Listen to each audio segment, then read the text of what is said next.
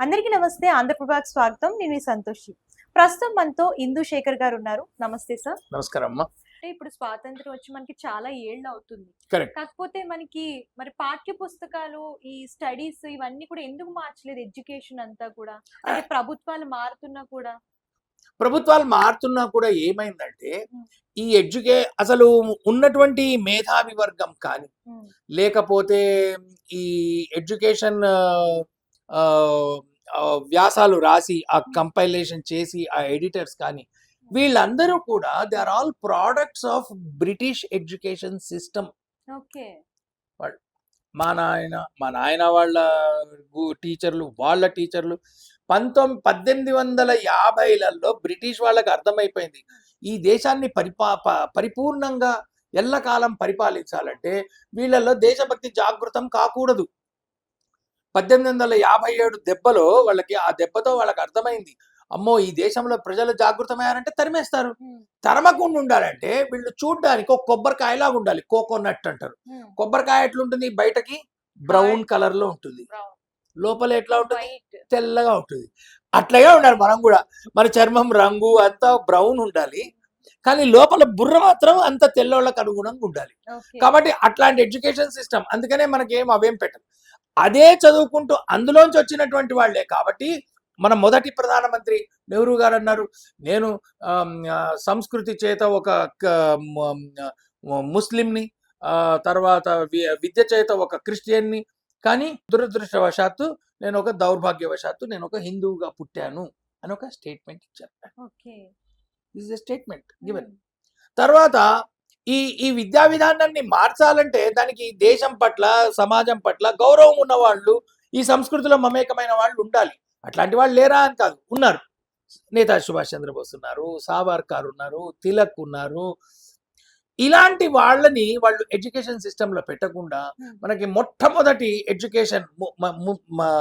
Central education minister Nehru గారి cabinet లో ఆయన ఒక ముల్లా. ఆయన మామూలు విద్యలు కూడా ఏం చదువుకోలేదు. ఆయన మదర్సాల్లో ఒక మౌల్వి.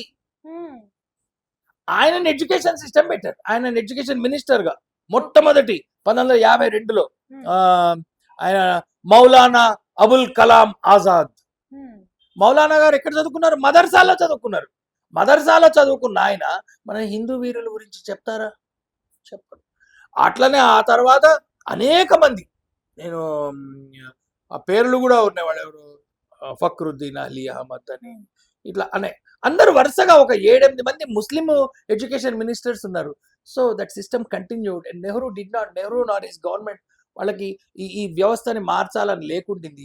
వాళ్ళకి బ్రిటిష్ వ్యవస్థనే మంచిగా అనిపిస్తూ ఉండింది. అందుకని వాళ్ళు ఏం చేశారంటే ఈ బ్రిటిష్ వ్యవస్థనే వాళ్ళు కంటిన్యూ చేస్తూ ఎడ్యుకేషన్ సిస్టమ్ మారలేదు. స్వాతంత్రం వచ్చినా మన దేశపు దౌర్భాగ్యం ఏంటంటే ఎడ్యుకేషన్ మారకపోవటం వల్ల అదే కంటిన్యూ అవుతూ అదే గొప్పదని అనుకుంటూ ఇక్కడి వ్యవస్థల్ని తక్కువ చేస్తూ బయట దేశాల్లో ఉన్నటువంటి వ్యవస్థల్ని నెత్తి మీదకి ఎక్కించుకుంటున్నటువంటి భారతీయ అధ్యాపకులు, విద్యావేత్తలు, ప్రొఫెసర్లు ఈ దేశంలో తయారయ్యారు. అందుకనే వాళ్ళు ఏమంటారంటే 38 రామాయణాలు ఉన్నాయి. 38 కాదు, 380 రామాయణాలు ఢిల్లీ యూనివర్సిటీలో పెట్టారు, కర్ణాటకలో పెట్టారు. ఆయన ఎవరో ఉన్నారు, వాళ్ళు భైరప్ప ఎవరో ఉన్నారు. వాళ్ళంతా ఒక ఆయన క్లాస్లో చెప్తున్నాడు. ఆయన క్లాస్లో ప్రొఫెసర్, సీతాదేవి అడవికి పోయినప్పుడట రాముడు ఆ జింకను వేటాడడానికి వెళ్తే రావణాసురుడు వస్తే సీతాదేవే వెళ్ళిపోయిందట రావణాసుడితో. ఇది రామాయణం. ఈ రామాయణాన్ని బోధిస్తున్నారు యూనివర్సిటీలలో ఇట్లాగా.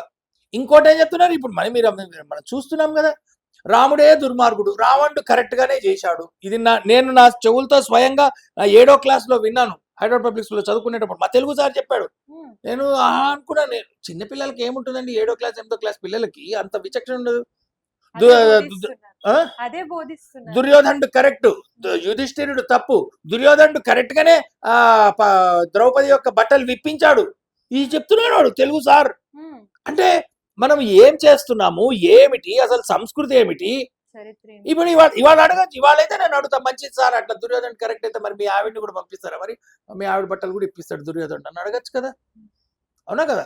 మరి మీ మీ చెల్లెలనో లేకపోతే మీ అమ్మనో రావణాసురుడు ఎత్తుకపోయినాడు అనుకోండి, అప్పుడు మనం అడగచ్చు కదా, మరి అది కరెక్టేనా?